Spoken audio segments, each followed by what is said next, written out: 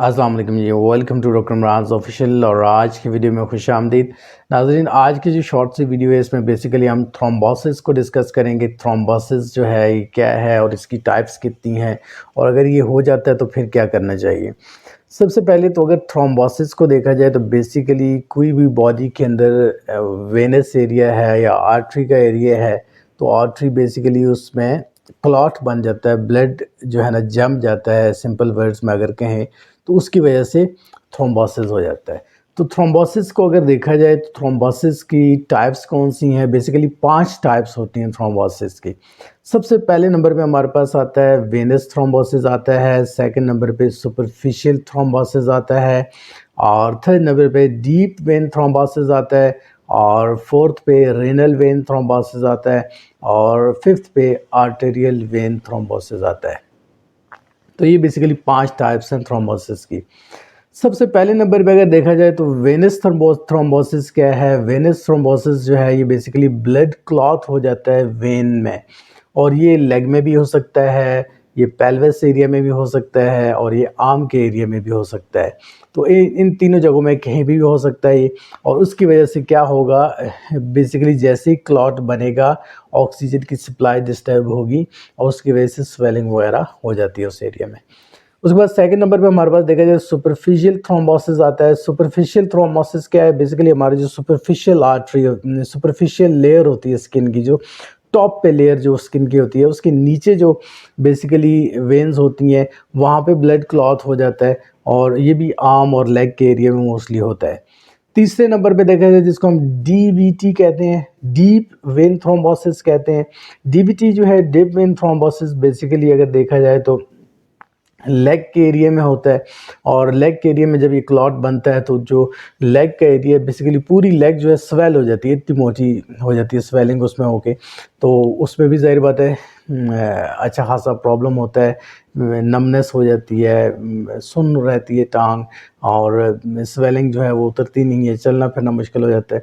और फिर उसके बाद चौथी टाइप अगर देखा जाए तो रेनल थ्रोम्बोसिस है।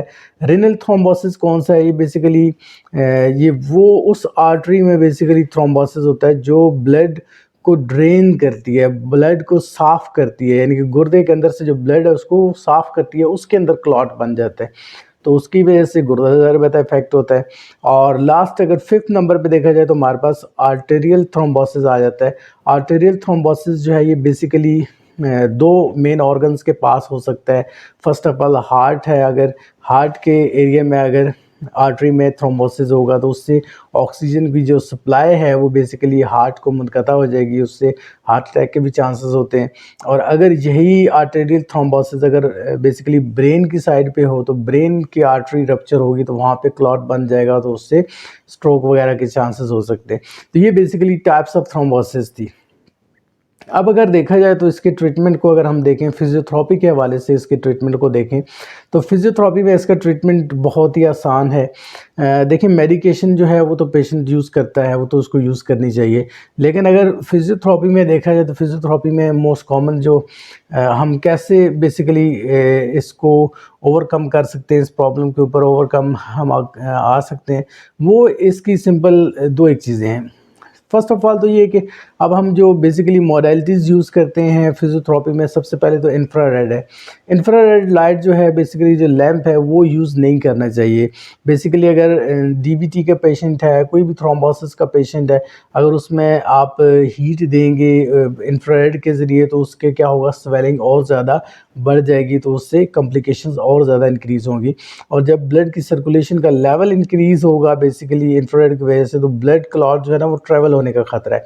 अगर पेशेंट को बेसिकली थ्रोम्बोसिस, अगर लेग का थ्रोम्बोसिस है, वहाँ से अगर वो क्लॉट ट्रैवल करता है तो खुदा न खास्ता ऊपर उसके अगर लंग्स या उसका हार्ट या ब्रेन की तरफ वो ट्रैवल करके जाता है तो और कॉम्प्लिकेशंस बढ़ जाएंगी। तो इंफ्रारेड लैम्प तो हम यूज़ करेंगे नहीं यहाँ पे। अब बेसिकली जो हमने क्या करना है, स्वेलिंग को रिड्यूस करना है। लेग के एरिया में जो भी स्वेलिंग है उसको रिड्यूस कैसे करेंगे, उसको आप सिंपल दो हल हैं, दो तीन इसके हल हैं।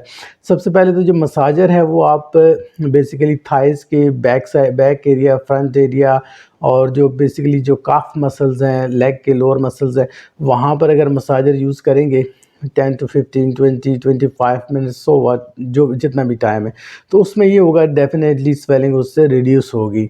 दूसरी चीज़ ये है कि जो बेसिकली स्वेलिंग ज़्यादा हो अगर पेशेंट को, तो उसको लेग स्टॉकिंग पहनने का मशवरा दें। लेग स्टॉकिंग पहनने से ये होगा कि बेसिकली उसकी जो स्वेलिंग है वो रिड्यूस हो जाएगी।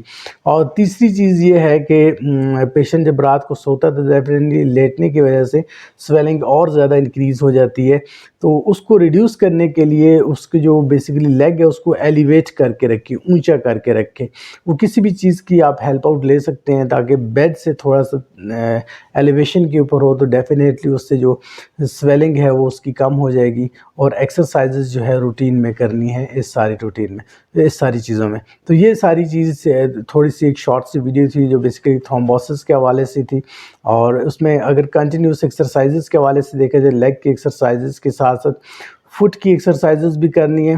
फुट की एक्सरसाइजेज के हवाले से डॉर्सीफ्लेक्शन और प्लांटर फ्लेक्शन की जो एक्सरसाइज है ये करनी है। और इसके अलावा फुट की ना ABC, यानी कि फुट से ABC कैपिटल लिखेंगे, DEF मसलन Z तक आपने जाना है। तो ये सारी एक्सरसाइज जब करेंगे तो उसका लेग के ऊपर और फुट के ऊपर अच्छा इफेक्ट आएगा, जिसकी वजह से जो स्वेलिंग है वो रिड्यूस हो जाएगी, उससे जो रूटीन वर्क है वो कुछ बेहतर हो जाएगा। तो आज की वीडियो तक इतना ही। तो इंशाल्लाह कल एक नई वीडियो के साथ हाज़िर होंगे।